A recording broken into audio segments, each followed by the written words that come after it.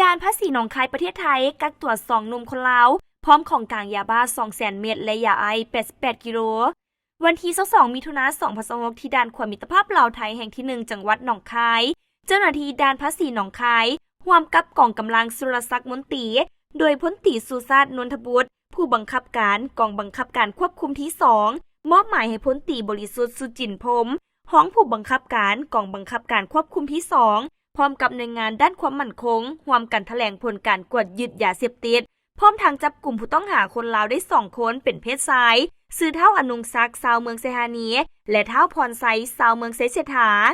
เนื่องจากเจ้าหน้าที่พบท่าทีมีพิรุธผิดสังเกตของคนขับและผู้โดยสารรถยี่ห้อเล็กซัสป้ายทะเบียนกข3335นครหลวงเวียงจันทน์เดินทางมาจากนครหลวงเวียงจันทน์สาธารณรัฐประชาธิปไตยประชาชนลาวเจ้าหน้าที่จึงได้เชิญเข้ากวดค้นอย่างละเอียดผ่านการกวดค้นพบยาเสพติดซุกซ่อนอยู่ภายในรถเป็นจำนวนหลวงหลายประกอบมี